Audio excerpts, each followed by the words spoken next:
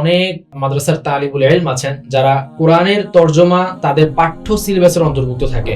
প্রচুর পরিমাণে শিক্ষকরা আছেন যারা কোরআনের তর্জমা শেখাচ্ছেন, তালিবুল ইলমরা সেটা শিখছেন। এই জায়গাটায় এসে অভাব তারা অনুভব করেন যে শব্দে শব্দে কোন শব্দটা তর্জমা কি হচ্ছে। এই মহিমান্বিত কোরআনের সহায়তা যদি নেওয়া হয় তাহলে শিক্ষক যারা আছেন, ছাত্র যারা আছেন, তাদের জন্য কিন্তু কোরআনের অনুবাদ পঠন পাঠনের ক্ষেত্রে অনেক বড় উপযোগী এবং এটা সহায়ক একটা কাজ হবে।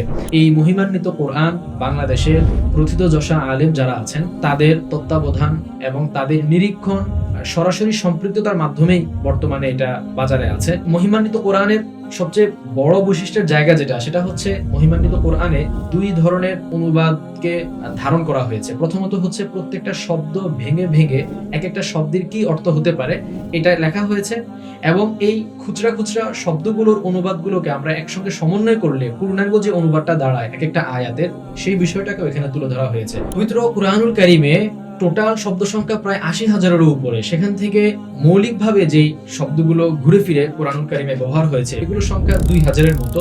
এই ২০০০ শব্দই কিন্তু ঘুরে ফিরে কোরআনুল কারীমে বারবার এসেছে। মহিমান্বিত কোরআনের শেষের দিকে এই ধরনের ২০০০ শব্দের একটা তালিকা দেওয়া আছে। কেউ যদি এই ২০০০ শব্দ ভালো করে মুখস্থ করে তারও কিন্তু কোরআন বোঝার পথে সে অনেক দূর অগ্রসর হয়ে যেতে পারবে। এটা তার জন্য কোরআন বোঝার ক্ষেত্রে অনেক বড় ভূমিকা রাখবে। এবং আমি ব্যক্তিগতভাবে জানতে পেরেছি আমাদের বাংলাদেশের বর্তমান সময়ে অনেক ভালো ভালো আলেমরাও তারাও যারা কোরআনের তর্জমার দার্স যারা দেন তারাও হচ্ছে আলহামদুলিল্লাহ এই কিতাব থেকে তারা উপকৃত হচ্ছেন, এবং এই কিতাব থেকে তারা নিয়মিতই এই কিতাবের উপরে নজর বুলান, এই কিতাব থেকে তারা উপকৃত হন। তো আলহামদুলিল্লাহ যেহেতু বাংলাদেশের শীর্ষস্থানীয় কিছু আলেম সরাসরি এটি নিরীক্ষণ করেছেন, তাদের সরাসরি তত্ত্বাবধান এতে ছিল, তাদের সম্পাদনাও ছিল এতে, সেই জায়গা থেকে আমরা বলতে পারি যে এটা একটা আস্থার জায়গা আমাদের। তালিবুল ইলম যারা আছেন, যারা ওলামায়ে কেরাম আছেন, কোরআনের তর্জমার পঠন পাঠনের সঙ্গে যাদের সম্পৃক্ততা আছে, তারাও কিন্তু পুরো দমে এই কিতাব থেকে উপকৃত হতে পারেন।